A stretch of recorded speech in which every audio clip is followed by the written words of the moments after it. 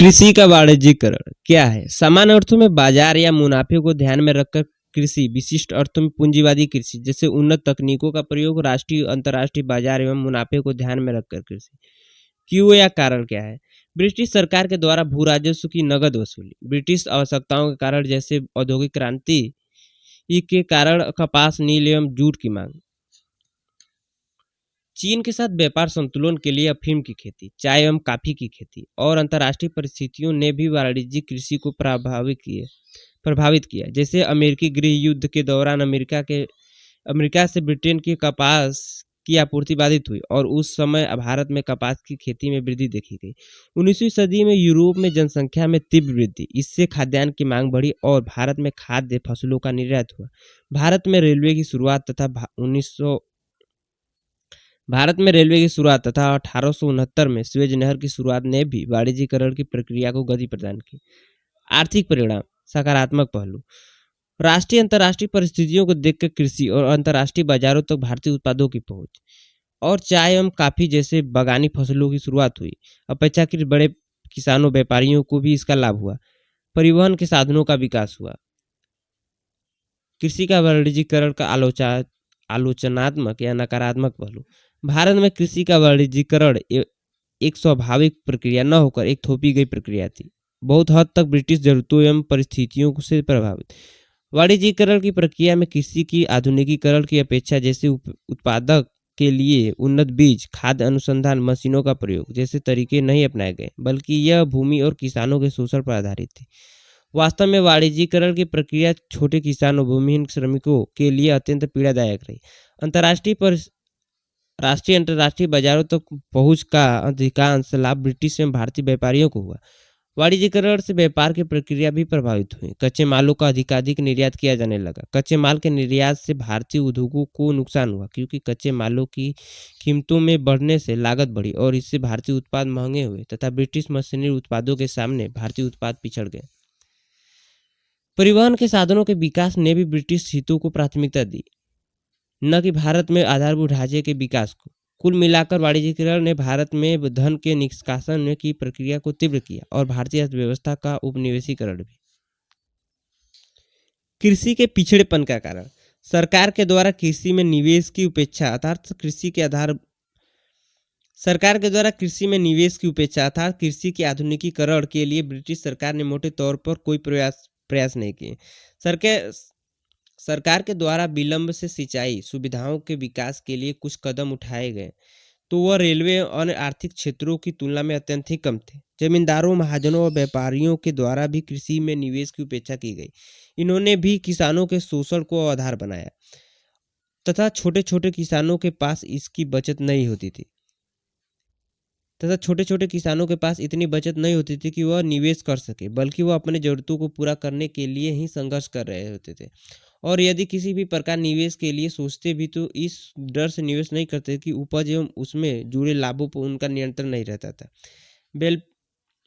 वैकल्पिक रोजगार के साधनों का अभाव था। कृषि पर जनसंख्या का बढ़ता बोझ, कृषि का विखंडन इत्यादि कारणों से भी उत्पादकता प्रभावित हुई।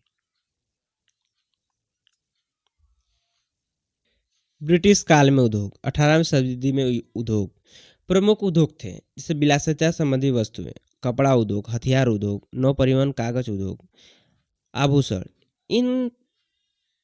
इनके खरीदार थे शासक वर्ग, शहरी वर्ग, व्यापारी, देसी विदेशी। यहाँ पर उत्पादन कैसे होता था? कारीगरों के द्वारा गिल्ड में संगठित। ग्रामीण उद्योग, कपड़ा, लकड़ी, चमड़ा उद्योग, बर्तन, आभूषण। खरीदार थे स्थानीय लोग, कारीगर थे। उत्पादन यहाँ कारीगरों के द्वारा होता था। उद्योगों के पतन के कारण कंपनी का राजनीतिक शक्ति के रूप में उदय। भारत में राजनीतिक शक्ति के रूप में कंपनी के उदय एवं विस्तार के साथ भारतीय उद्योगों की पतन की शुरुआत हुई। जिन जिन राज्यों पर कंपनी का नियंत्रण स्थापित वहां विलासिता एवं हथियार उद्योगों का शीघ्र ही पतन हुआ, क्योंकि इसके सबसे बड़े खरीदार भारतीय शासक वर्ग थे। दूसरा है कारीगरों पर अत्याचार। कंपनी ने राजनीतिक शक्ति का दुरुपयोग करते हुए कारीगरों पर विभिन्न प्रकार के दबाव बनाए,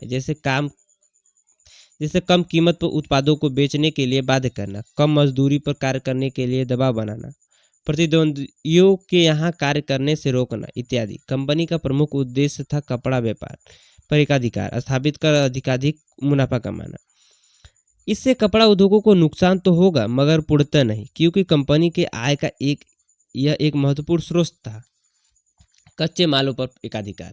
राजनीतिक शक्ति का उपयोग करते हुए कंपनी ने मुख्यतः कपड़ा उद्योगों से संबंधित कच्चे मालों पर अपना पकड़ मजबूत किया।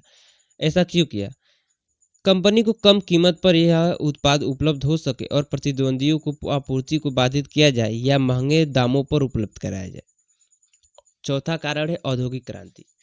ब्रिटिश औद्योगिक क्रांति के कारण ब्रिटिश सरकार पर उद्योगपतियों का प्रभाव और उसके अनुकूल नीतियों के निर्माण पर सरकार पर दबाव, जैसे ब्रिटिश उत्पादों को बाजार एवं कारखानों को कच्चे माल की आवश्यकता।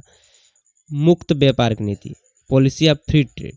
1813 में ब्रिटिश सरकार ने न केवल कंपनी का व्यापारिक एकाधिकार समाप्त किया बल्कि भारत में मुक्त व्यापार की नीति लागू की। इससे ब्रिटिश वस्तुओं की पहुंच भारतीय बाजारों में सुगम हुई और भारतीय उत्पाद प्रतियोगिता में पिछड़ गए। एक तरफा मुक्त व्यापार की नीति। भारतीय वस्तुओं को न केवल भारतीय बाजारों से वंचित किया गया बल्कि ब्रिटिश बाजारों से भी।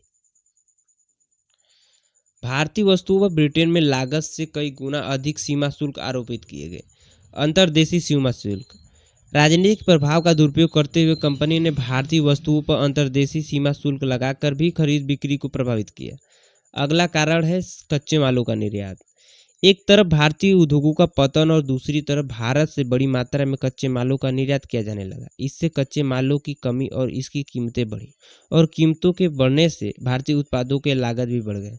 प्राथमिकता के आधार पर ब्रिटिश वस्तुओं की ब्रिटिश भारतीय सरकार के द्वारा खरीदा जाने लगा, जैसे हथियार, सैनिकों के साजो सामान, कागज, ब्रिटेन में निर्मित जहाजों पर आयात निर्यात। नोट: उपनिवेशवाद के दूसरे चरण में अर्थात 1813 से 1858 के मध्य भारतीय उद्योगों को सर्वाधिक नुकसान हुआ। दूसरे चरण तक अर्थात 1858 तक मुख्यतः शहरी उद्योगों को नुकसान हुआ। रेलवे की भूमिका। रेलवे के आगमन के पश्चात एक तरफ कच्चे मालों के निर्यात की मात्रा बढ़ी तो दूसरी तरफ ग्रामीण क्षेत्रों में भी ब्रिटिश उत्पादों की पहुंच सुगम हो गई। इससे ग्रामीण उद्योगों को नुकसान हुआ। नोट: 1947 तक भारतीय उद्योगों को नुकसान हुआ, लेकिन 19वीं सदी के उत्तरार्ध में आधुनिक उद्योगों का विकास भी प्रारंभ हुआ। आर्थिक प्रभाव। उद्योगों के पतन के कारण एक तरफ समकालीन औद्योगिक ढांचा ध्वस्त हुआ तो दूसरी तरफ कोई वैकल्पिक ढांचा निर्मित नहीं हो पाया। इससे औद्योगिकीकरण को प्रक्रिया अवरुद्ध हुई और भारत विनिर्मित वस्तु के उत्पादन के मामले में पिछड़ गया तथा उद्योगों के पतन से उन शहरों का भी पतन जिनकी शहरी पहचान थी, जैसे ढाका, कासिम बाजार, सूरत इत्यादि। उद्योगों के पतन में वैकल्पिक रोजगार के साधनों के अभाव के कारण बड़ी संख्या में कारीगर बेरोजगार हुए, उनकी आय में गिरावट और उनकी जीवन स्तर बुरी तरह से प्रभावित हुआ। चूंकि रोजगार के वैकल्पिक साधन शहरों में नहीं थे, अतः आजीविका के लिए कारीगरों ने ग्रामीण क्षेत्रों की ओर प्रस्थान किया। इससे कृषि पर जनसंख्या के बोझ बढ़ा और भूमि का विखंडन, जिससे उत्पादकता भी प्रभावित हुई। कृषि पर जनसंख्या के बढ़ते बोझ या श्रम अधिक के कारण भूमि मालिकों ने कृषि के आधुनिकीकरण के बजाय श्रमिकों को कृषि कार्यों में लगाया, सस्ते दरों पर काम करवाकर। श्रम अधिक के कारण किसानों का शोषण बढ़ा, क्योंकि कम मजदूरी एवं भूमिपतियों को अधिक शेयर देकर भी कम काम करने को तैयार थे। कृषि पर जनसंख्या के बढ़ते बोझ के कारण भूमिहीन श्रमिकों की संख्या भी बढ़ी। ग्रामीण उद्योगों के पतन से उन श्रमिकों को नुकसान हुआ जिन्हें स्थानीय उद्योगों में कार्य मिल जाते थे।